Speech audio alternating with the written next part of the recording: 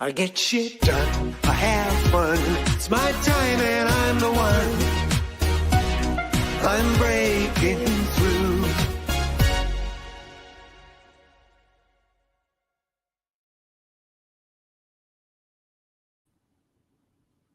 Hey everyone, welcome to the Business Renovator. I'm your host, Coach Phil. What if the beliefs you have are holding you back weren't even yours to begin with? Well, if that doesn't get you interested, I don't know what will, but you're going to find out what we're talking about there on our show today, because we have someone who is a bit of an expert in that topic, and I'm looking forward to having her on. And I'm hoping that you'll be thrilled as I am to having you here, because what she has to say and share, if you're open to it, just may change how you see yourself. And if you change how you see yourself, what do you think else might change? Anyway, if you're here live and in person, thank you for being here. And if you're not and you're watching us on a replay, remember #replay. If you've got feedback, let us know. Send it into whatever channel you're at, and we'll do our darndest to address your questions now, live on the show, and or thereafter on one of the other platforms that we're on. We're currently on LinkedIn, YouTube, and Facebook. Oh, and X, actually. And what else am I supposed to do? I'd asked my director, but he took the day off, so I'm on my own. So let's remind you to share this out, comment, and like us if you like us. We'd appreciate that. So let me get the show rocking and rolling with my sponsor, because I got to pay for this somehow. Nothing in life is totally free. Putting one of these on is not, so here we are. Shameless plug.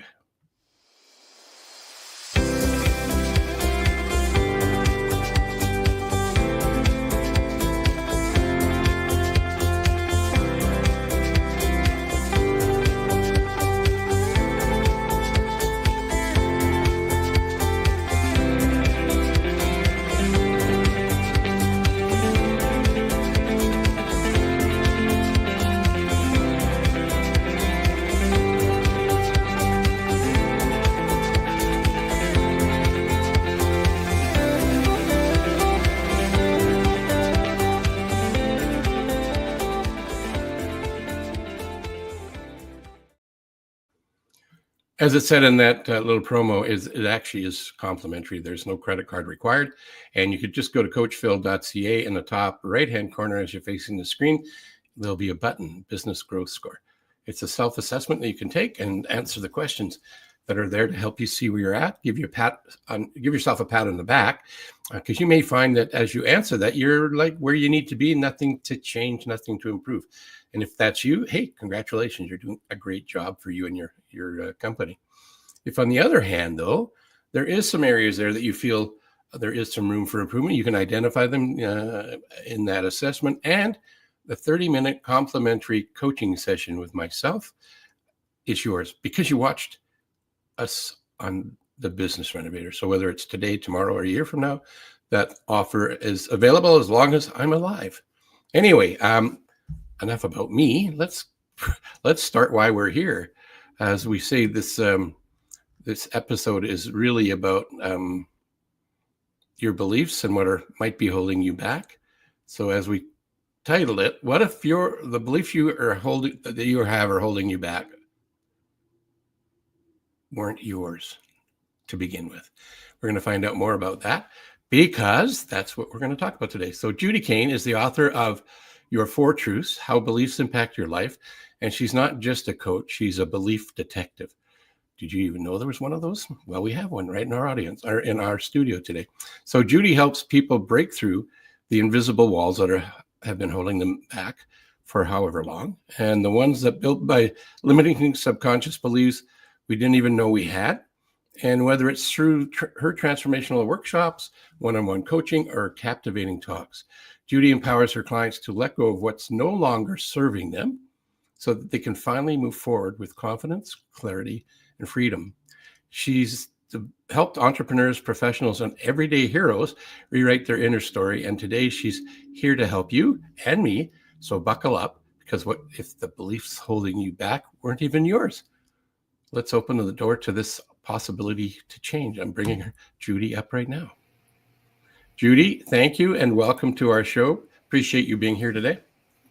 I'm really happy to be here. Thanks.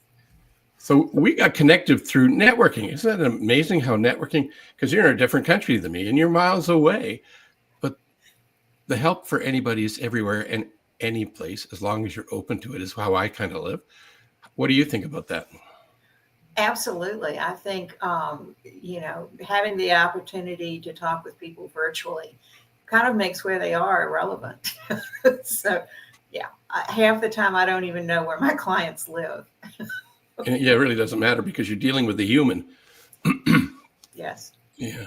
And which means that if you happen to travel and have a client, you could be somewhere else and still provide the magic you're going to introduce us a little bit today. Because in the time we have allotted today, it's a 30-minute show and I've eaten up already some minutes and you can't possibly, maybe I'm wrong. Maybe there's that belief I have that's incorrect.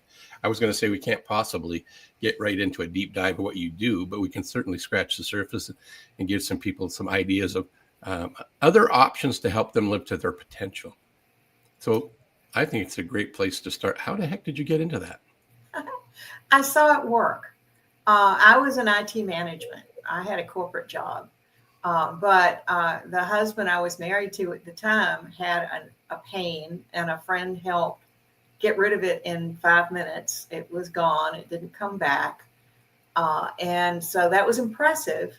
But what was even more impressive was, most of the time when I'd seen people do different modalities, it required interpreting a message or physically moving energy or doing something I didn't feel very qualified for.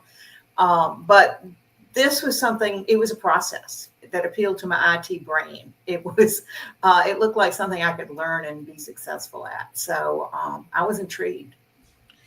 So when you say IT brain, I'm going to say something, and I try not to make assumptions, but I have one right now. Is an IT brain more logical, analytical, scientific? Yeah. Not so much kind of woo-woo, which Right. is, Exactly. right? Yeah. And you shifted from that logical, analytical to being open to something different. I did. Absolutely. Because it worked. You can't argue with stuff that works. Well, I don't know. Some people do. I Yeah. think it goes back to the headline, though. I think people argue with that because they want to stay in their isness, their habitual thinking. And if they change, they're afraid they won't like themselves. In a general sense, there's some rationalization, as Right. Bob Proctor would say. Absolutely. And your brain looks for ways to justify your beliefs, to support your beliefs. So absolutely, people could argue with it. I was not going to argue with something that worked. It's about a choice thing. It's a belief thing. They're getting hung up in their own, as one of my mentors called it, our own isness. Because he said we act not in accordance as the truth is, but how we perceive it to be, which what resonated with me with the title we came up with. What if the beliefs holding you back are not even yours? Right? Well, and your use of perception is such a good one, because that's what the subconscious creates, right? All those subconscious beliefs are what create your perception of the world, the events, other people, yourself, all that stuff. It's your default system. Yeah, and I don't want to beat up the subconscious mind totally, because could you imagine if we had to consciously think how to start our day? Get out of bed, do the morning routine, whatever it is, and we have to learn how do I brush my teeth? What's this? It's called a faucet. Now, I'm being silly, but some habits serve us. Well, and most of our subconscious beliefs do too. They're not all limiting. That's right. Yeah. So, it pretty much controls 95% of our behavior. And, not all of that is limited and against us, right? We do a lot of things that support ourselves. Yeah, absolutely. But sometimes the limiting ones get in your way. Yeah, there's this thing called the amygdala, I think it's called. And it also is referred to sometimes as the RAS, reticular activating system. And it's a filtering device, is the way it was explained to me over the years. And highlights where danger is. That's a good thing. Like, you want to know when that saber-toothed tiger is near so that you can react. What I find, though, is saber-toothed tigers are really only metaphorical in today's world, but they're real in our mind. And they show up in, I work with a lot of salespeople and leaders, and doing some of the sales activity, that saber-tooth tiger is the first engagement call, cold call with somebody, or the follow-up call with somebody. The stories we tell ourselves are crazy. Yes, absolutely. And that's what I work with, right? People don't come to me unless they've got something that they want to be different. And then we figure out what needs to change to get the results they want. So without mentioning anybody's identity, if I was to ask you, do you have a favorite success story that you've had an opportunity to experience and help them? Well, all of my phobia ones are favorites, but I think one of the more interesting ones I had was a man who had left corporate, started several small businesses, and none of them were taking off. And he was frustrated. He was actually thinking about having to go back to a corporate job because this wasn't working the way he had hoped. And it turned out that he had a subconscious belief that for a business to be sound, it had to have a slow start. I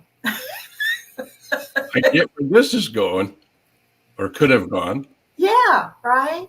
So we changed that belief to be that, you could have a successful business that takes off and does well from the beginning.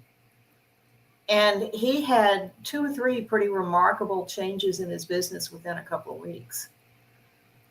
I love that. Without telling us the real, can you share a little bit more about the remarkable changes? He had been trying. It was a while ago, because this one was just a fun one that he was so surprised about. One of them was somebody had accepted an offer he had put out that they hadn't been responding to him. One was an inquiry about one of his programs that ended up with a contract, and I can't remember what the third, but there were 3 things that happened. One was within the same week. He was so excited. Then he emailed me back and told me about the other 2, and it was like, wow. And you said, how much time did that take to help him shift from his experience of not succeeding to creating success? It was one session, so an hour. Did you, ladies and gentlemen, do you hear that? The guy was contemplating getting out of business because the way he was running his business, or hoping it was going to go, wasn't working. Somehow he met Judy. She hadn't told us that part yet. But we'll, if what we're talking about intrigues you, later on in the show, we'll show you where to get hold of her and learn more about what Judy offers. And so, going from, I'm going to say, being a quitter, it's awful to call people quitters because he didn't quit, but he was stuck, right? So being stuck is a better way to describe it. You got him unstuck in like 60 minutes. Yeah. Not everything happens in just one session, but a lot do. Yeah. That's something I'd heard before.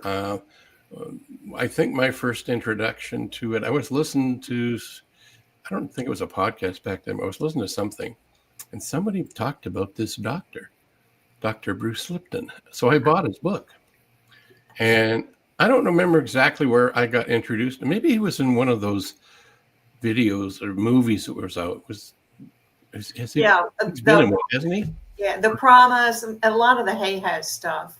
Yeah, so that's probably why I ran into him. So I bought his book, read it, and thought, that's pretty interesting. And that's when I had a session. I can't remember if I had the same kind of, I don't know what the results were for me. It was a long time ago. It was like almost 2 decades ago. Yeah. But it wasn't painful. No, it's not painful. It's not painful at all. Yeah. In fact, it's a really good way if when I deal with people that have a history of trauma, because you don't need to know I don't need to know where the belief came from. They don't need to talk about where the belief came from. We just change what's there to something that they'd rather be true. Yeah, I think that's what I like about it, and a few other things. Where I'm not knocking therapists, because they've been doing great service for a lot of people, and there's different options, and not everything works for everybody. Depends on what they're open to. What I like about that and some other modalities I'm involved with, it's you just know you have this thing you don't like, and like you said, you don't need to go and dig up and turn all the rocks over and relive it at all. You just have to, what would it be like if you didn't have that problem? Yeah. And move in that direction. And there's a couple of ways to do it, and Psych K is what you do, Yes. which is one of the modalities out there. Where did it start? Do you know the history of it? Yeah, a man named Rob Williams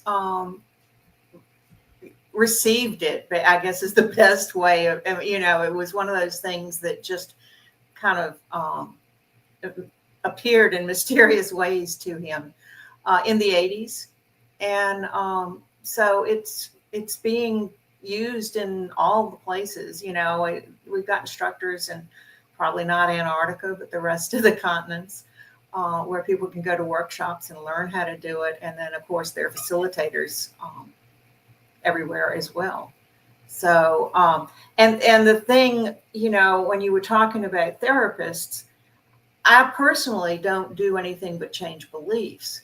So frequently coaches will send clients to me, or sometimes therapists, because people also need to know, you need to have somebody who can help with the strategy, the tools, the behaviors that they need to do, which I don't do, right? So I'm kind of a support system for those people, so that they can get all of that stuff that they need to move forward if that's what's needed.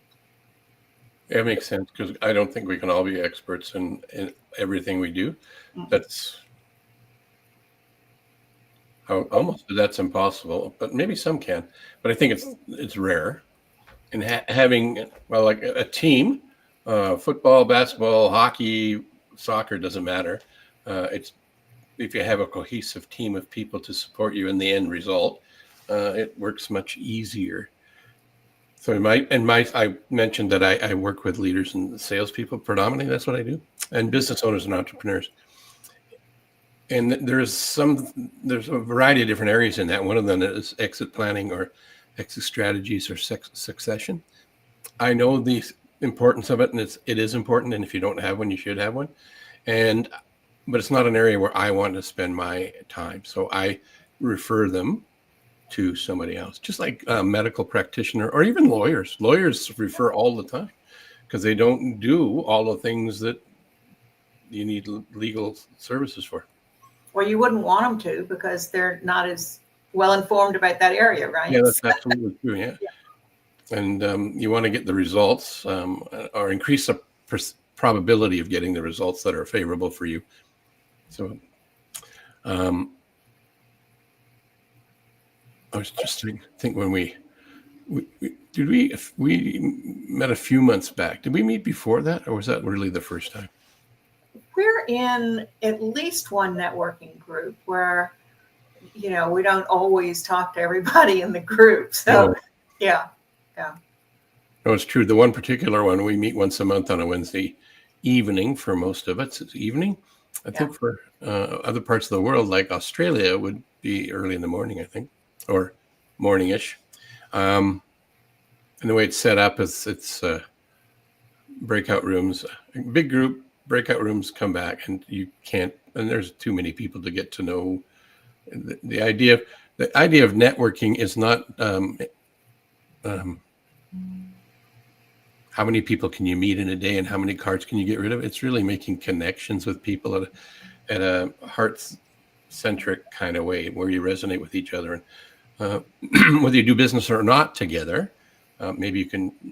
What I like about it, and what I was doing at my own live in person, pre-internet, pre-email, was finding one or two people that you could foster a relationship with, and maybe you could help them, or maybe they knew somebody that you could help, or maybe it just became friends. It was okay too.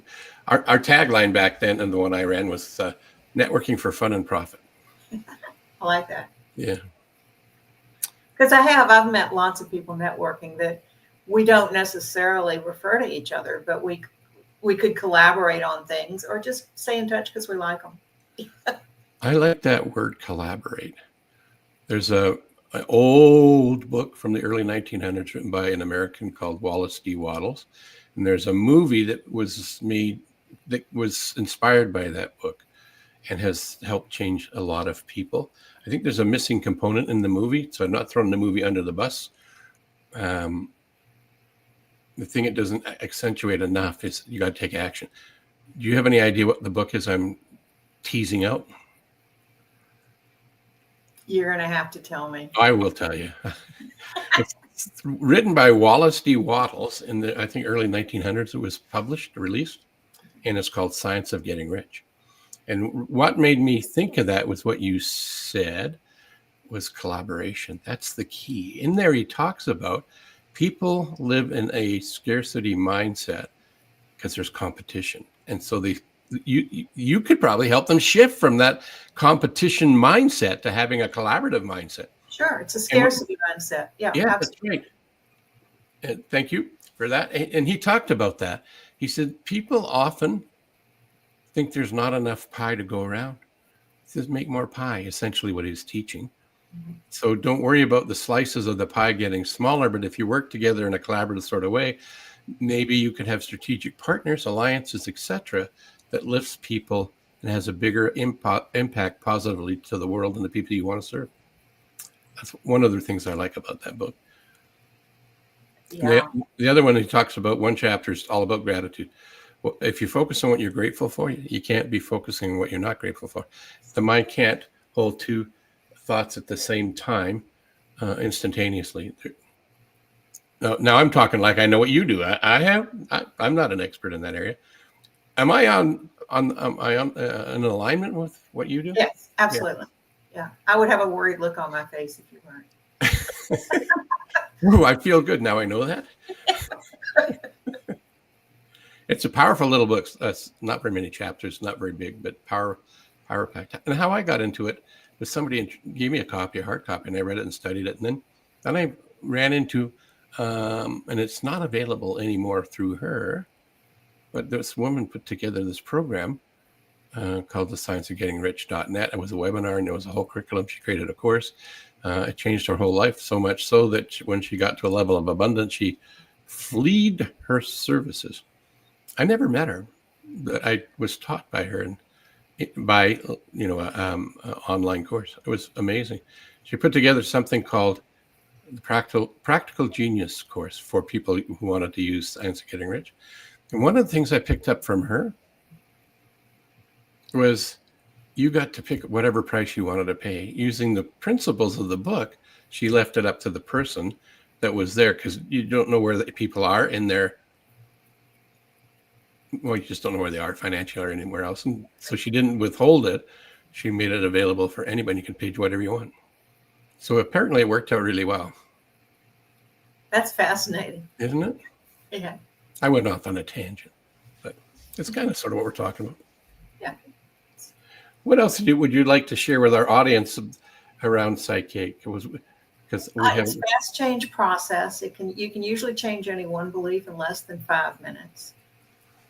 I don't know how many beliefs are creating a situation that somebody wants to change. Because the first question people say is, well, how many sessions do I need for this? And the only thing I can answer with confidence is I've never had a client with a phobia that took a full session. We'll finish up with the phobia and it's like, well, we've got time. What else do you want to change? So when you say phobias, what sort of phobias have you had people show up with? Just for the audience. Flying, driving over bridges, snakes, rats, mice, spiders, those types of things. Mm-hmm. I was trying to think out of all of them. I'm okay with those. I'm sure I have a phobia of something. It's not, people think, and I don't know that I'm using the correct word when I say, but it's that intense hijacking of emotion that I talk about as opposed to like fear of speaking in public. I don't put it in that category. It's the, I see the thing or I have to do the, where you really just have an unreasonable response. And it's usually, it might be an intense emotion you have, but it's very few beliefs causing it. That's why it doesn't take that long to change it. So you do help people with the fear of public speaking? Oh, sure. I used to hate to speak in public. Yeah. I don't know where I got the stats from, and I'd heard them decades ago. And apparently there's 4 top things that we're afraid of. And the first one is public speaking. And one of them is fear of death, but we'd rather not speak. We'd rather die than speak. And I think the third one that I do recall, it's the fear of change. We don't like change. You and I in the green room before the show were talking about you help people get unstuck. Mm-hmm. It's really what they do. And we're talking about how we have this magnificent thing called the subconscious mind. And it's our friend, but it's also inhibiting us to living into our potential. And the way I see that is it's doing its job and keeping us in our isness, who we see ourselves to be. And that's the place you hang out and help people rewrite their programming, I guess. Is that right? Absolutely. I mean, this goes back to my IT, sources. I look at it like a computer, right? People have systems that aren't giving them the results they want. So we find the code to change so that it gives them the results they want. And you can do this virtually, right? You don't have to be face-to-face in a room. I only work virtually now. See, it's easy to get hold of you. Well, they don't know how to get hold of you yet, but they will here soon. But it's easy to go through the process with you. Yes. Yeah, absolutely. It's very accessible. Cool. So to help them find who you are and where you're at, I'm going to bring on, if you disappear, let's do it this way. There, you're still here. I know people can't see that. Hang on. We're going to fix that so you know where to get hold of Judy. And so we're on LinkedIn right now, and there's a lot of great stuff in there. Matter of fact, if you go into the About section, which I can read and scroll up, she has there on there, it says, do any of these sound familiar to you? Emotions making it difficult to react to circumstances in your life, phobias, trauma, stress, grief, anger, shame, guilt, doubt. The next one is you have a conscious goals that you are not meeting, even though you are working really hard on them. And the last one, the reason I'm struggling, my eyeballs are getting older, and I can't see it as well as I used to be able to. You are experiencing physical symptoms of stress. So if any of those types of things resonate with you, look, go here, linkedin.com, Judy Kane, Site K. But wait, as the guy on TV would say, there's more. And you're going to see it right here as soon as I click that button. So now where we're at is at Judy's website. So look at that, 95% of person's behavior is controlled by their subconscious mind. It's kind of what we were talking about earlier in our conversation, right? Yes, absolutely. Yeah. Is there any place in here I should point out to them so they can see you better, or you want to talk about this a little bit? If they go to services. Let me click on that. Hang on. I'm going to get there. And there's resources. Yeah. There's some downloads that people can download if they're curious. They want, there's several downloadable things there that they can get and read more about it if they're curious. Cool. So up there, they can go to the bottom of any page and schedule a free 15-minute call if they want to talk with me. Okay, so I'm not going to read all of this, but I'll stop at Alex. What will we do? The description. Where can you find me? Schedule a free consultation. And there was a couple of links at the top with some gifts. Mm-hmm. And this is some of the services you have. Yeah. Belief relief. Oh, I like that. And pretty straightforward, pretty simple. Yeah. Oh, and let's plug this. Is there something here? There, come on, show up. There we go. We did already plug this before, but now you have a picture image of it, and you can find out more about what the book is right here on the website. Can they order it from your website? I've got a link that'll take them to their preferred place to order Okay. it. Awesome. Yeah. Let's bring us back together.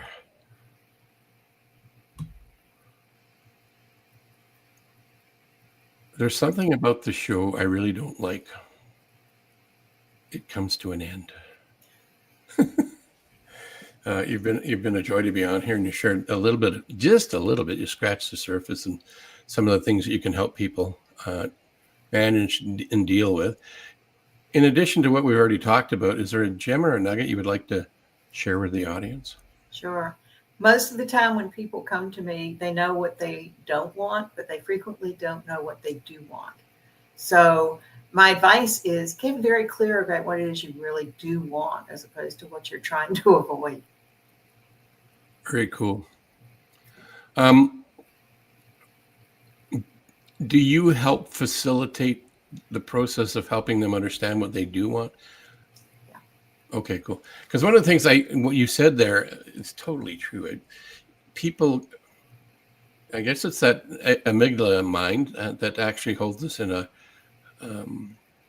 kind of protects us. But our default is to see the negative, and it's easy to accentuate that. In my coaching sessions, just to explain why I believe that what you're saying is absolutely 1000% true, I invite everybody to have a whiffles. I mean, grammatically, it sounds like I'm asking for more than one. I'm not. Whiffles stands for what I or you feel like sharing. And when I ask them, even though I've had some clients that have been working with me for months, and it's still a challenge for them to focus on the things they did, big or small. I ask them to recall them all. And when they get stuck, I'll say, okay, so tell me, what's something that really aggravated you this week? Maybe you got 3 of them, and they're just about to start to tell me, and it happens really fast. I stop them. I said, I don't want to know. What I wanted to do is demonstrate how quickly you can get to things that aggravate you. What we're doing in this coaching session is to help you get to that positive things that you've experienced in life as quickly as you did the negative. It takes effort because our automatic default is the negativity for most of us. And not all the time, but for most of it is. So if they had an easy way to do that, that's where I'm going with this. They could reach out to you if they really wanted to figure out how to shift from the negative quickly to the positive. In addition to the work they do with me, they could go hang out with you. And it doesn't sound like it's going to take too long, and it's not painful. And there's no rocks of past beliefs that you have to uncover. You just can get right into it and move forward. Is the way what I picked up from your sharing today. Yes, absolutely. You can transform those beliefs pretty quickly. And like we said, what I hate about the show is it has to come to an end. So I want to thank you for being a guest today and sharing some of your wisdom. And hopefully some people will hear this today, tomorrow, you just never know. And they have a resource to help them at least have a conversation to find out if it's a fit for them, right? Absolutely. Yes. It's complimentary. There's no credit card required. I saw that up on, said free. Yes. And you can tell by her, look at her she's authentically honest person. So again, thanks for being on the show today. Thanks for having me, Phil. See you then. Okay, so if you were here watching this, thank you for tell us what your nuggets were. If you got something out of this, if you have a question, you want to pose at us an idea for the show, that would also be terrific. I'm going to do one more thing before we actually end the show, and it's one of the favorite things I got from I'm going to do a test here today too. If it's still here, there it is. Now, notice the you and the wonderful is big. It's on purpose, because what it's all about is the you represents you. You are wonderful and you are unique. So I encourage you to stay in that unique, wonderful self. If you're stuck, we just had a guest on that could help you get unstuck. And I'm just for experiment's sake. Oh, look at this. I got the weatherman. I got it right. Sometimes I put this one up, but it's not there. So I'm getting better at being even more wonderful. It takes effort and And maybe I need a session to get my coordinates with Judy. Anyway, I'm just teasing. But thanks for being here and watching us on the show. Until next time, just have to find the button, get rid of this thing. Nope, I didn't. It disappeared on me. Who stole the button? Hang on, guys. Well, let's wrap this up anyhow. And the wonderful just stays till the show ends. We'll see y'all later.